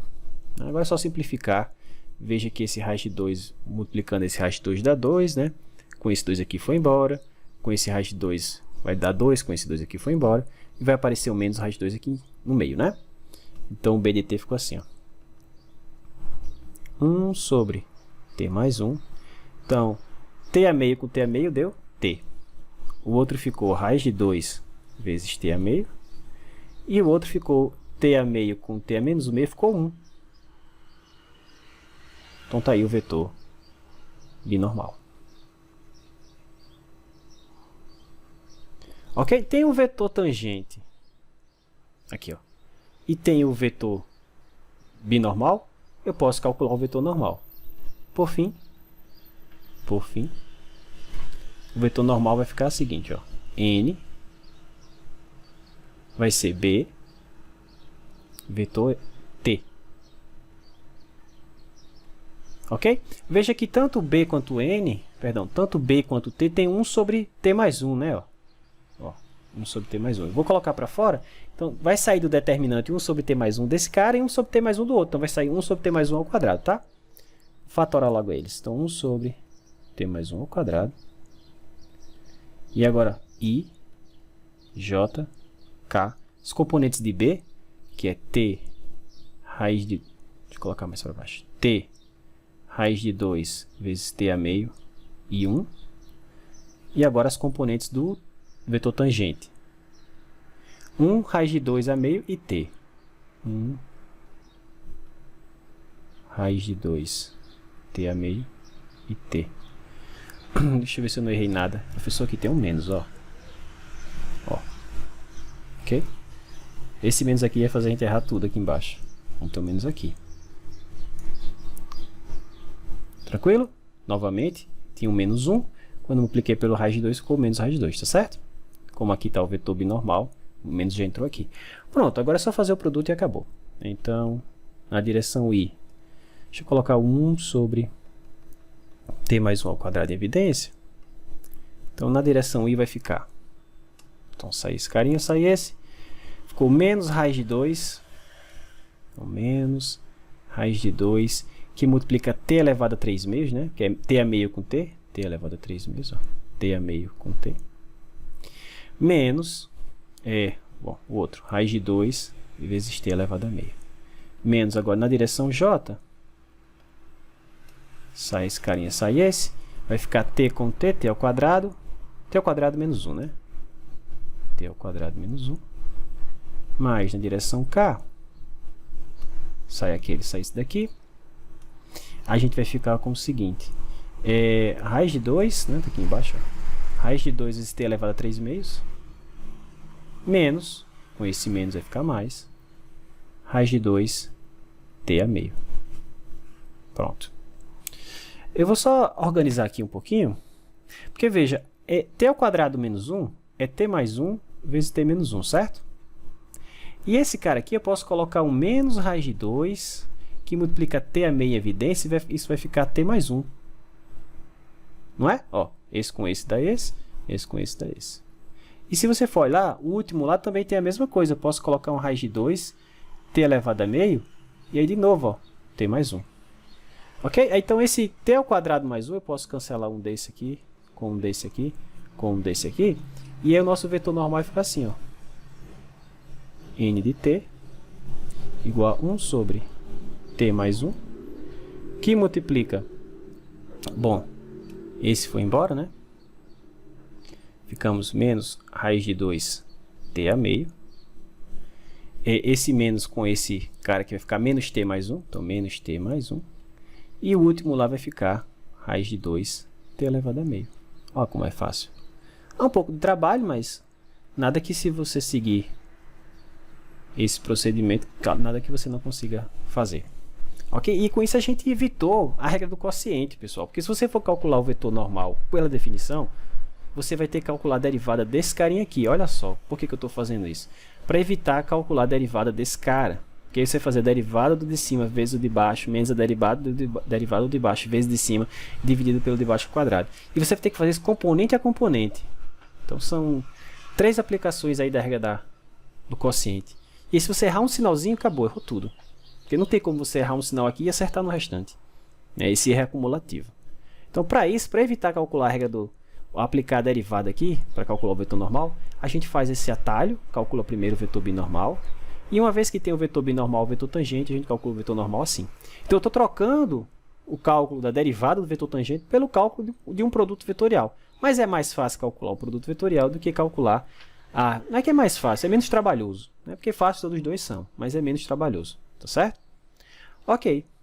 Bom, como eu falei, a gente já viu uma propriedade geométrica das curvas, que é o comprimento da curva. Por exemplo, se eu saio desse ponto A até o ponto B, a gente já sabe como calcular quanto que eu me desloquei ao longo dessa curva C. E a gente chama isso de comprimento de arco. Mas outra propriedade geométrica importante dessas curvas é o que a gente chama de curvatura, que mede, como o próprio nome está dizendo, quão rápido essa curva desvia-se de ser uma reta. Por exemplo, ó. Deixa eu fazer aqui uma retazinha. Se você for nessa reta, por exemplo, nesse ponto, onde é que fica o vetor tangente unitário? Bom, tem que ser um vetor tangente à curva, como é uma reta, tem que ser um vetor que aponta na mesma direção da reta. Veja que à medida que eu me desloco, digamos que essa minha curva está parametrizada pelo comprimento de arco. Veja que à medida que eu me desloco ao longo da curva, a direção que o vetor tangente faz com, por exemplo, o eixo x, não varia, né? Essa direção é fixa. Não varia. Isso quer dizer o seguinte, que se eu calcular a derivada do vetor tangente, né, se eu calcular isso aqui, para esse carinha aqui, perdão, está aqui o vetor tangente. O vetor tangente é a derivada do vetor posição dividido pela sua norma. Mas como ele está parametrizado pelo comprimento de arco, a norma é 1. Então fica só isso aqui. Então se eu for calcular a derivada desse cara, como ele não está mudando, né, porque o vetor tangente unitário, o tamanho dele nunca muda, mas a direção muda. Pode mudar. Mas a direção nesse caso aqui ao longo dessa reta está mudando? Não. Então se eu calcular essa derivada novamente, né, aqui eu derivei uma vez, né, se eu calcular essa derivada, isso aqui vai dar sempre o vetor nulo. Portanto, se eu tomar o tamanho desse vetor, isso aqui vai dar zero. Por quê? Porque a direção que o vetor tangente faz o ângulo que ele faz com a direção escolhida, por exemplo, o eixo x, é fixa. Está sobre uma reta. Mas, se você pega uma curva, uma outra curva qualquer, por exemplo, algo assim, você percebe que à medida que você vai se deslocando ao longo dela, a direção que o vetor tangente faz com o ângulo que a direção que o vetor tangente faz com uma direção escolhida, por exemplo, o eixo x, essa direção está variando. Portanto, esse número aqui não é zero. Então, esse número, de certa forma, ele mede quão rápido uma curva desvia-se de ser uma reta. Então, essa grandeza é chamada de curvatura. Ok? Então, a curvatura ele mede quão rápido uma curva desvia de ser uma reta. Então, a sua definição é exatamente essa. É a taxa de variação, é o tamanho da taxa de variação do vetor tangente, quando parametrizado pelo comprimento de arco. Se você está um parâmetro r de t qualquer, aí você tem que dividir pela velocidade escalar. Portanto, a definição operacional é essa. A curvatura é a norma da taxa de variação do vetor tangente dividido pela velocidade escalar. Então, isso aqui te diz quão rápido uma curva desvia-se de ser uma reta. Claro, se isso aqui for uma reta, for zero, porque você tem uma reta, tá certo? O que mais, professor? Bom, uma outra propriedade importante para curvas que não são planas, na verdade, curvas espaciais, é o que a gente chama de torção. A torção ela mede quão rápido uma curva se desvia de ser uma curva plana. Como o próprio nome está dizendo, uma curva plana é uma curva que mora num plano. Né? Se a sua curva se ela não mora em nenhum plano, né, em plano algum, então existe uma certa grandeza que a gente chama de torção que mede quão rápido ela está desviando de ser uma curva que mora num plano. Então essa torção, né, ela é calculada assim, quando você está parametrizado pelo comprimento de arco, ela é o negativo do produto escalar do vetor normal com a derivada do vetor binormal. A gente já viu um exemplo, um exercício, onde a gente mostrava que a derivada do vetor binormal, no máximo, tem componente na direção do vetor normal. Essa componente, essa constante de proporcionalidade, a gente chama de torção. Tá certo? E a torção ela mede quão rápido uma curva desvia-se de ser uma curva plana. Claro, novamente aqui a curva está parametrizada pelo comprimento de arcos. Se você tiver um parâmetro t qualquer, então a gente tem que novamente fazer isso aqui, tá certo? Dividir pela velocidade escalar. E aí você tem essa expressão que está aqui. Tá certo? Então, rapidamente, o que a curvatura mede? Quão rápido a sua curva se desvia-se de uma reta. E a torção mede quão rápido a sua curva desvia-se de ser uma curva plana. O interessante é que a gente consegue calcular esses caras. Isso aqui é a definição de torção. Isso aqui é a definição de curvatura. A gente consegue expor ou reescrever todos esses caras em função apenas de velocidade e aceleração. Então a gente vai sempre tentar fazer isso, né? Eu já mostrei para vocês que em termos de velocidade e aceleração a curvatura pode ser escrita assim. Da mesma forma para a torção. A torção pode ser escrita em termos só de curvatura, perdão, de aceleração e da velocidade. Então a ideia é a gente usar só esses componentes cinemáticos, ou seja, velocidade, aceleração, derivada da aceleração, velocidade escalar, para simplificar os cálculos da gente. Ok? Como a gente vai ver no próximo exemplo. Então olha só. Exemplo 9. Determina a curvatura e a torção para a curva regular dada através dessa parametrização. É a mesma curva que a gente vem abordando desde o exemplo 7. Então, algumas coisas a gente já tem computado, tá certo? Então, note o seguinte, note que, como é que eu vou calcular a curvatura? Bom, a curvatura eu vou calcular em termos de velocidade e aceleração assim, a curvatura é V vetor a norma disso aqui, a curvatura para a gente é uma função escalar, dividido pela velocidade ao cubo. Ó, professor, mas V vetor A eu já calculei no exemplo anterior. Na verdade, já tenho norma de V vetor A. Eu tanto tenho isso aqui já calculado do exemplo anterior, então eu vou aproveitar. Quanto eu tenho esse cara aqui calculado também do exemplo anterior, eu vou aproveitar. Tá certo? Então, quando vocês calculam vetor binormal, vetor tangente, vetor normal, automaticamente você já está calculando essas outras propriedades das curvas, tá? Então, vamos lá, ver quem é V vetor A. A norma de V vetor A. Eu acho que eu coloquei até numa caixinha verde. Tá aqui, ó. Norma de V vetor A. É exatamente essa grandeza aqui. Então, eu vou levar para lá. Ctrl C. Para cá, Ctrl V. Então, a norma de V vetor A foi exatamente esse quociente aqui. E a velocidade escalar, a gente viu que era t mais 1. Tá certo? Lá no exemplo 7, se não me engano. Deixa eu só confirmar.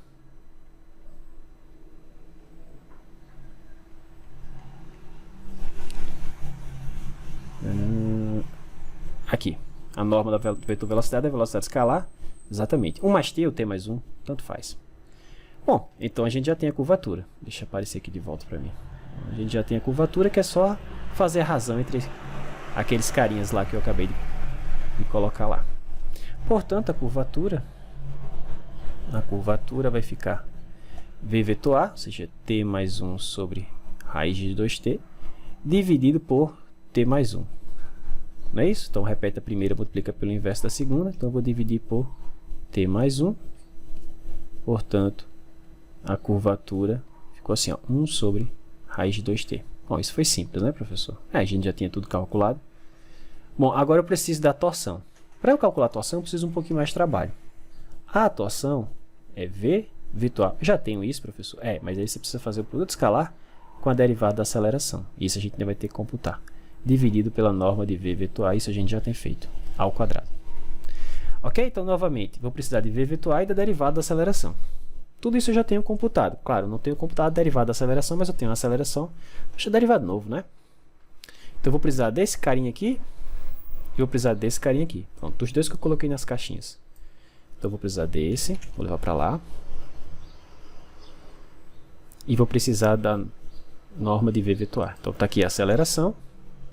Deixa eu passar ele mais para cá. E aí eu vou precisar da derivada desse carinha. Bom, é só derivar, né? Então, a derivada. Esse vai ficar legal, porque vai ficar 0. Esse outro carinha vai cair o menos meio, né? Então vai ficar menos raiz de 2 sobre 4. T elevado a menos 3 meios e o outro 0. Pronto. Guarda esse carinha aqui. Guarda esse carinha. E o outro é v vetor A. Tá aqui mais perto da gente. Tá aqui, ó. Pronto, esse carinha aqui. E eu preciso fazer o produto escalar deles dois.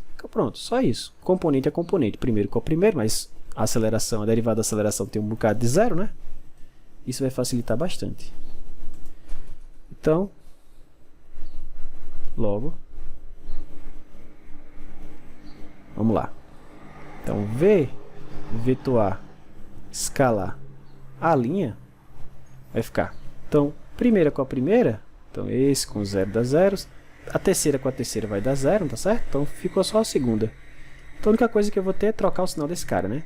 Então, raiz de 2 sobre 4, t elevado a menos 3 meses. Pronto. Como é que fica a torção agora? Então a torção é esse número que eu acabei de escrever, então raiz de 2, ou essa função, sobre 4, t elevado a menos 3 meses, dividido por v vetor A, a norma de v vetor A ao quadrado, né? Mas a norma de v vetor A é esse carinha aqui. Então, dividido por isso ao quadrado. Então, vou repetir a primeira e multiplicar pelo inverso da segunda. Então, vai ficar t mais 1 embaixo, né, ao quadrado. T mais 1 ao quadrado. E para cima foi raiz de 2, t ao quadrado, ficou só 2t. Então, 2t. Ok? Ou você deixa assim ou simplifica, por exemplo. Esse 2 foi com 2 desse. Então, ficou... Bom, aqui sobrou um 2 ali, né? Ficou raiz de 2 sobre 2. Aqui ficou t elevado a menos meio, né? T elevado a menos meio. E no denominador ficou t mais 1 ao quadrado. Se você quiser passar essa raiz para baixo, se você multiplicar por raiz de 2 em cima e embaixo, né? Em cima vai ficar um 2, com esse 2 de baixo cancela. Só para deixar na forma mais simétrica, você pode escrever assim, ó, 1 sobre raiz de 2. O t elevado a menos meio vem para baixo, então fica assim, ó, raiz de 2t, t mais 1 ao quadrado, tá certo? Só simplifiquei um pouquinho. Pronto, tá aqui. Tá aqui a torção e a curvatura aqui, prontinha. Ok? Então, o bom de quando você calcula TNB é que automaticamente você já ganha muita coisa. Tá? Inclusive, por exemplo, você já ganha o que vai precisar para calcular as componentes do vetor aceleração. Por exemplo, se aqui tem uma curva, você sabe que o vetor aceleração ele sempre pode ser decomposto numa parte tangencial mais uma parte digamos assim, normal. Ou seja, está aqui o vetor aceleração. Deixa eu prolongar aqui, colocar isso de forma correta. Então, digamos que isso aqui é a aceleração nesse ponto, esse vetor que eu estou marcando aqui para vocês, aceleração. Então, o vetor aceleração, ele sempre tem uma componente tangencial na direção do vetor tangente. Essa, obviamente, ela pode ser zero, né? E ela tem uma componente normal na direção do vetor normal. Não existe componente binormal da aceleração, tá? Então, o que a gente vai fazer no próximo exemplo é encontrar essas componentes. Lembra, a componente tangencial da aceleração, você pode calcular em termos de velocidade de aceleração assim. Você pode computar ela como sendo, pela definição, a derivada da velocidade escalar, ou seja, d dt de v. Né? Essas são as formas que aparecem com frequência. E a componente normal, a gente definiu como sendo a velocidade escalar vezes a derivada do vetor, a norma da derivada do vetor tangente, mas você pode escrever também em termos de velocidade de aceleração, assim, v vetor a norma desse cara, dividido por v, ou ainda em termos de curvatura, da seguinte forma, é a curvatura vezes a velocidade ao quadrado. Ok? Então, qualquer uma dessas expressões te fornece esses caras. Bom, se você vai computar tudo isso do zero, é melhor usar em termos de velocidade e aceleração. Mas se você já tem esses objetos computados, é só aproveitar. Como por exemplo, ó, nesse nosso último exemplo. Determine as componentes tangencial e normal para aceleração para a curva regular dada. É a mesma curva lá do exemplo 7. Então essa curva a gente já tem muita informação sobre ela. Ok? Então, note que como é que eu calculo a componente tangencial? Bom, existem várias formas. Se você já tem a velocidade escalar, uma forma fácil é só derivar. Então é a derivada da velocidade escalar. Mas a gente já viu que a velocidade escalar para essa curva aqui de cima é t mais 1. Então tudo que eu tenho que fazer é d dt de t mais 1. Bom, derivada de t, 1, derivada de 1, 0. Olha como ficou fácil. Bom, professor, é fácil porque você já tinha tudo isso calculado. É verdade. Mas quando você está fazendo esses problemas onde você precisa calcular T, N e B, você já ganha esses caras, né? Bom, e a componente normal? A componente normal você pode escrever como a curvatura vezes a velocidade ao quadrado. A velocidade está aqui em cima, ó, é T mais 1. E a curvatura a gente computou no exemplo anterior. Daqui a curvatura, 1 sobre raiz de 2t. Então, vou levar para lá, 1 sobre raiz de 2t. Então, a curvatura a gente computou como sendo 1 sobre raiz de 2t. Então, vai ficar 1 sobre raiz de 2t vezes t mais 1 ao quadrado. Não, só isso mesmo, t mais 1 ao quadrado sobre raiz de 2t. E com isso a gente tem a componente tangencial da aceleração e a componente normal da aceleração. Ok? Então veja que não é complicado. É só seguir mesmo as expressões que a gente mostrou. E tentar, quando possível, deixar tudo em termos de velocidade, aceleração, derivada da aceleração e velocidade escalar. Tentar descrever as propriedades geométricas da sua curva em termos de propriedades cinemáticas. Como assim, professor? Em termos desses caras, velocidade, aceleração, derivada da aceleração e assim por diante. Se você fizer isso, as coisas ficam bem mais simples. Deixa eu só ver se eu não errei aqui alguma coisa. Como é que ficou? Aqui, a curvatura vezes a velocidade ao quadrado. A curvatura ficou 1 sobre raiz de 2t.